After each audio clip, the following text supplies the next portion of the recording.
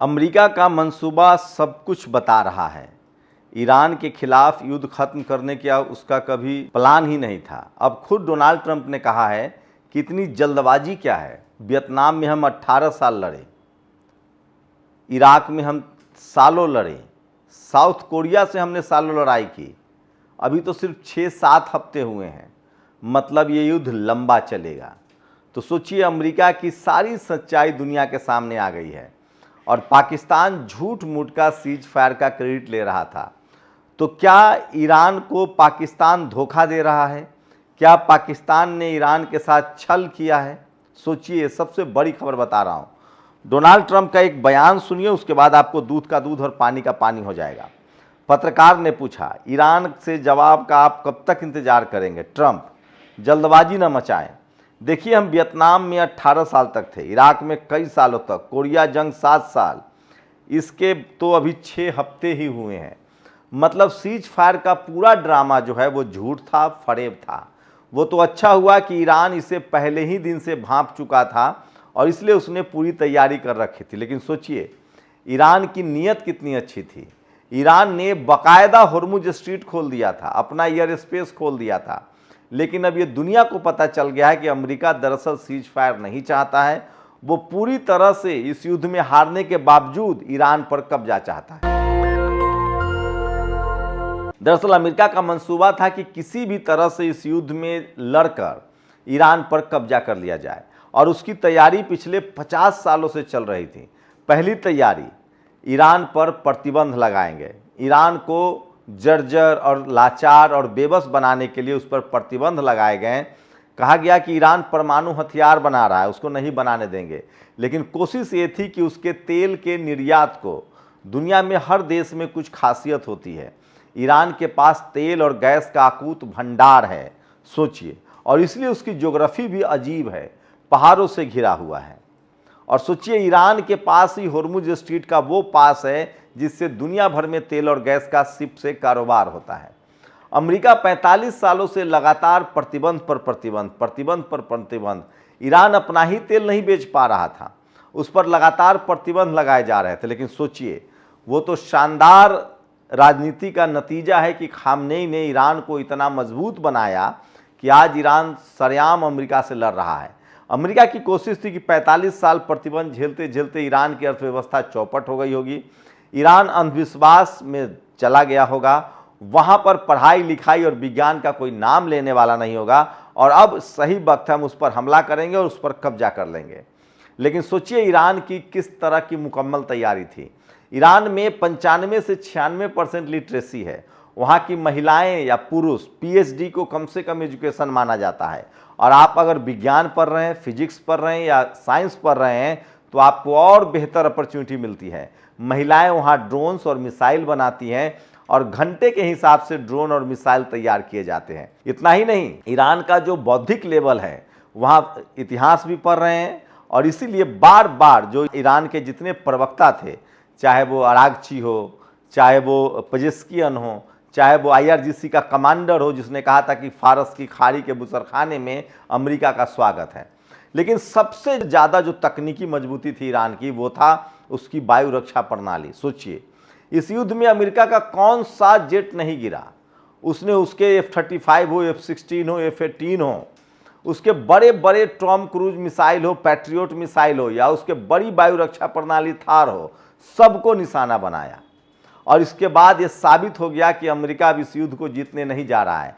लेकिन ईरान की बादशाहत यहीं खत्म नहीं हुई, ईरान के विज्ञान का दम यहीं खत्म नहीं हुआ। ईरान ने एक साथ, सोचिए, ईरान ने एक साथ 12 देशों पर हमला किया। सारे खाड़ी देश जहां अमेरिकी अड्डे थे उन सब पर हमला किया और सब जगह से अमेरिकी सैनिकों को भागना पड़ा। यहां तक कि नेवी, ईरान की नेवी का अंदाजा लगाइए, उसने अमेरिका के सारे बड़े युद्धपोत जिसकी तैनाती की गई थी, चाहे लिंकन हो, बुश हो या जेराल्ड हो, फोर्ड हो, इन सारे युद्धपोतों पर उसने मिसाइल दागा और ये साबित किया कि वो तकनीकी रूप से कितना मजबूत है। और इसी का नतीजा है कि युद्ध में अब ईरान विजेता बनकर निकला है। ये सीज फायर अमेरिका करना चाहता है, वो युद्ध से बाहर जाना चाहता है, लेकिन वो चाहता है कि उसकी कीमत उसको चुकानी ना पड़े। लेकिन ईरान अब क्रिस्टल क्लियर, ईरान साफ कह रहा है कि तुमने हमला हम पर किया था, तुम्हें एक एक पाई का हिसाब देना पड़ेगा। सबसे पहले तो जो ईरान को नुकसान हुआ है उसकी भरपाई करनी पड़ेगी। तुमने जो हम पर प्रतिबंध लगा रखे हैं, हमारी जो संपत्ति सीज है दुनिया भर के देशों में, वो भी तुम्हें लौटाना पड़ेगा। हमारा न्यूक्लियर प्रोग्राम चलता रहेगा।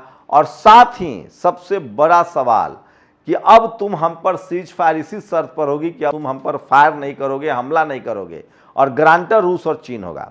अब आप सोच रहे होंगे कि अभी अमेरिका का नस क्यों दबा हुआ है। दरअसल 200 से ज़्यादा शिप जो है वो फारस की खाड़ी में अमेरिकन के रुके हुए हैं। उन सारे शिपों को साफ कहा ईरान ने, अगर हर्जाना नहीं दिया, अगर युद्ध की भरपाई नहीं की, तो फारस की खाड़ी में जितने शिप खड़े हैं तुम्हारे, या तो उनको बेच देंगे या डुबा देंगे।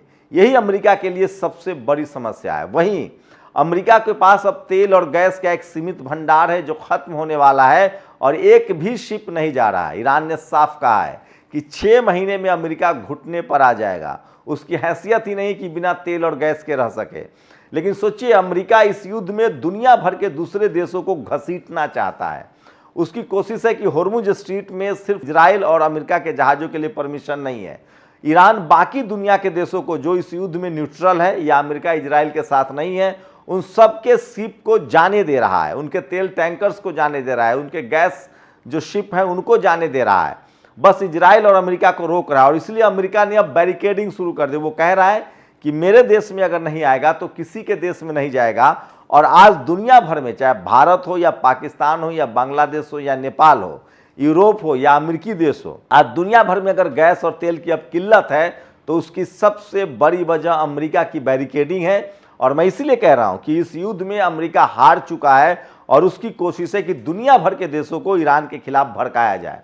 लेकिन सोचिए, कल ही अमेरिका के राष्ट्रपति ने सनकपन में एक ट्वीट को जो है वो शेयर किया।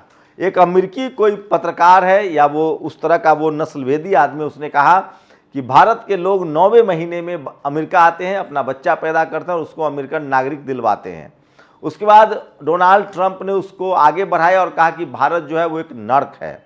वहीं राम माधव ने अमेरिका में, जो बीजेपी के नेता हैं, अमेरिका में जाकर कहा कि हमने कौन सी बात अमेरिका की नहीं मानी। 50% टैरिफ लगाया, हमारे लोगों को हथकड़ी डाल के भेजा, हम पर 18% टैरिफ लगाया, हमें कहा कि ईरान से तेल मत खरीदो, रूस से तेल मत खरीदो, हमने सारी बात मानी। सोचिए, आए दिन डोनाल्ड ट्रंप भारत के प्रधानमंत्री का मजाक उड़ाता था। वो ऑपरेशन सिंदूर के दौरान कहता था कि हमने सीज फायर करवाया। वो कहता था कि सारे जेट गिरे, 18 जेट गिरे हैं, कभी 14 जेट गिरे हैं, कभी 9 जेट गिरे हैं। लेकिन सोचिए, ये सब दिन अमेरिका को देखने पड़े। अब उसे पाकिस्तान की चाकरी करनी पड़ रही है। पाकिस्तान उसका अब नेता बना हुआ है। लेकिन सोचिए, मैं फिर कह रहा हूँ, पाकिस्तान भरोसेमंद नहीं है। वो अमेरिका से अपने फ़ायदे के लिए बात कर रहा है, ईरान के साथ बड़ा धोखा कर रहा है। लेकिन ईरान सावधान है, होशियार है, तैयार है। उसे पता है कि इस सीज फायर में पाकिस्तान की नहीं, चीन को गारंटर बनाना पड़ेगा। और इसलिए उसने लगभग कमर कस लिया है और अब कोई बातचीत नहीं हो रही है। और एक भी होर्मुज स्ट्रीट से अमेरिकी जहाज नहीं जा सकते हैं। वही दुनिया भर में जो बैरिकेडिंग है अमेरिका की, वो भी फेल हो रहा है। और धीरे धीरे ही सही दुनिया भर में शिप पहुंच रहे हैं। एक बार फिर से ईरान ने डोनाल्ड ट्रंप के उस बयान के खिलाफ कहा है, अमेरिका को नहीं पता है कि भारत कितना खूबसूरत देश है, चाहे मुंबई हो या हैदराबाद हो। तो ईरान अब पूरी तरह से भारत के साथ अपनी दोस्ती निभा रहा है। वो कुछ भारत के जो लोग हैं जो टीवी स्टूडियो में बैठकर लेबनान के खिलाफ, फिलिस्तीन के खिलाफ या फिर ईरान के खिलाफ जहर उगलते हैं, उसकी वजह से हमारी दोस्ती खराब हुई है। सोचिए, आज दुनिया की डिप्लोमेसी है, दुनिया का कोई भी देश अब अमेरिका के साथ दिखना नहीं चाहता है, क्योंकि उसे पता है कि खाड़ी देशों का जो नस है वो ईरान ने दबा रखा है और एक भी शिप बगैर ईरान के परमिशन के बाहर नहीं निकल सकता है। और दुनिया भर के देशों को गैस और तेल चाहिए।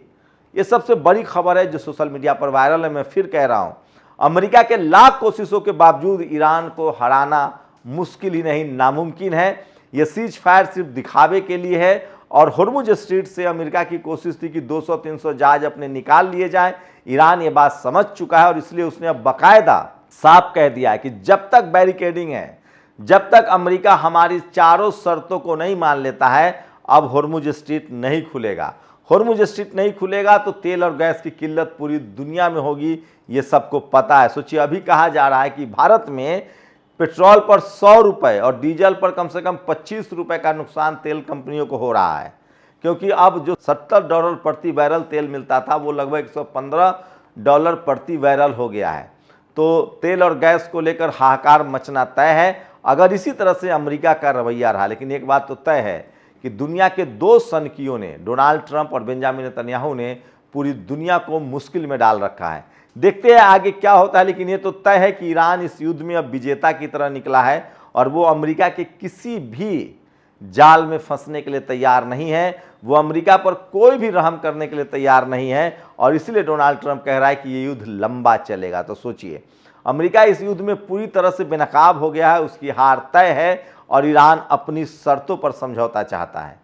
आप लोग अपनी प्रतिक्रिया जरूर दीजिए। शुक्रिया। दस्तक की आपसे गुजारिश है कि अगर इसको बचाना चाहते हैं तो नेशनल दस्तक को सब्सक्राइब करने के लिए रेड कलर के सब्सक्राइब बटन को दबाएं, फिर बेल आइकन की घंटी दबाएं।